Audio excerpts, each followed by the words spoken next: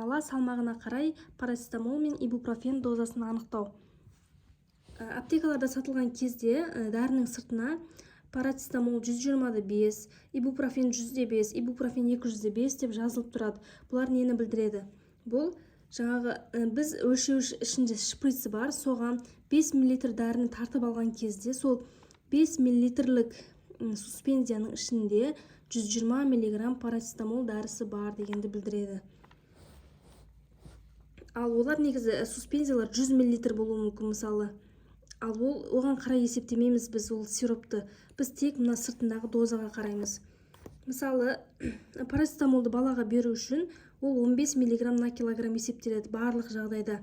Яғни, әр баланың әр килограммына 15 мг дәрі сай келу керек. Мысалы, 13 кг бала болса, оны 15-е көбейтіп аламыз, сонда 195 мг.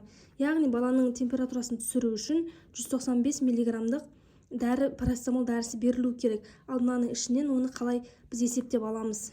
Яғни 120 мг дәрі 5 мл ішінде бар. Ал 195 мг дәрі неше миллилитрдің ішінде бар? Соны анықтаймыз. X тең 195-ті 5-е көбейтеміз. 195-е көбейтіп, оны 200-ге бөлеміз. 120-ға бөлеміз. Сол кезде 195-ті 5-е көбейткенде 975, оны бөлеміз 120-ға тең 8,125 шықты. Яғни, примерно балаға 8 мл дәрі, бұл бір реттік доза. Бір берген кезде 8 мл парацетамол сиропын беру керек 13 кг балаға. Ал енді ибупрофен қалай анықтаймыз? Ибупрофеннің ерекшелігі оны 10 мг на килограмм есептейміз. Мысалы, дәріде 100/5 доза деп жазылып тұрған болса, бұл 5 мл жаңа шприцке біз тартып алған 5 мл суспензияның ішінде 100 мг ибупрофен бар дегенді білдіреді. 10 мг на килограмм есептегенде, мысалы 8 кг бала болса, оны 10-ға көбейтіп аламыз, сонда 80 мг болады. Енді 100 мг дәрі 5 мл ішінде болса, 80 мг дәрі неше миллилитрдің ішінде бар? X тең деп аламыз, 80-ді 5-ке көбейтеміз, 400, оны бөлеміз 100-ге, сонда 4 шығады. Яғни балаға бір реттік дозасы 4 мл болу керек ибупрофеннің.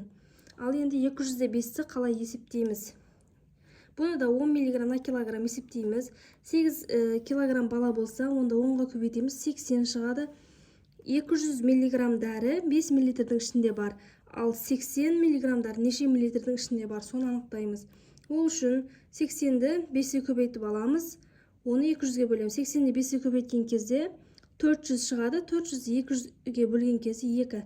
Яғни, ибупрофеннің 200/5 дозасын 8 кг балаға 2 мл ішкіземіз. Және бір айтатын жайт, бұл парацетамолдың беру аралығы кемінде 4 сағат болу керек. Ал ибупрофеннің келесі дозасын беру үшін кемінде 6-8 сағат өтуі керек.